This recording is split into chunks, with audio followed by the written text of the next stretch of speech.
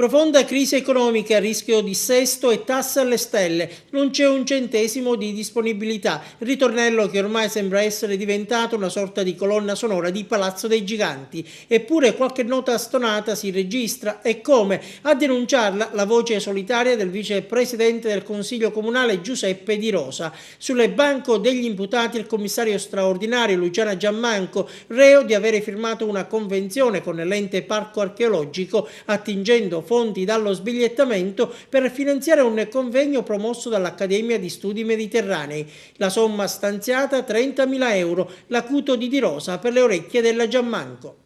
Entro 48 ore, se questo non sarà rivista questa sua decisione, chiederò le dimissioni e chiederò le dimissioni portando la sfiducia anche in Consiglio Comunale. Non penso che i miei colleghi non siano tutti concordi a che le caste di una volta ormai devono andare a casa. Basta, Agrigento dice basta a questo tipo di spartizione di denaro pubblico. Sentire le due campane è un dovere per chi fa informazione. Noi ci abbiamo provato, ci siamo fatti annunciare, ma la porta del commissario Giammanco è rimasta chiusa ed è sempre all'alto dirigente inviato dalla regione al comune di Agrigento che oggi Di Rosa si rivolge, ma questa volta per un suggerimento in vista dell'apertura dei cantieri per il rifacimento nel centro storico di alcune piazze con soldi stanziati dalla regione. Un appello sul terreno dell'occupazione. Finalmente arriva del denaro fresco, arrivano 600.000 euro, perché no proporre alla ditta che si è appaltato i lavori un protocollo di intesa con le associazioni, con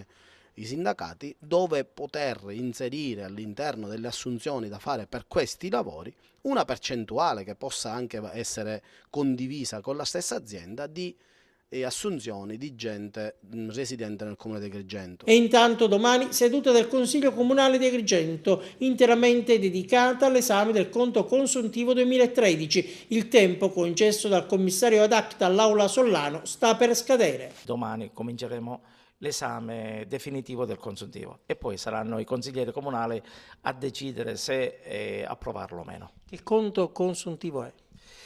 Ma intanto diciamo che di un'amministrazione che non c'è più.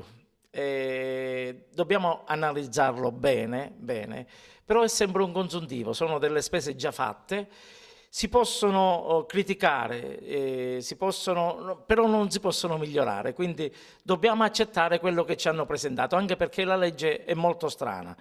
Ci impone di approvarlo, perché se il Consiglio Comunale non lo approva, guarda caso il Consiglio Comunale decade dal Consiglio, quindi è una forzatura che la legge sta facendo e lo fa continuamente e noi consiglieri comunali dobbiamo attenzionarlo e poi valuteremo se anche col rischio di andare a casa se approvarlo o meno.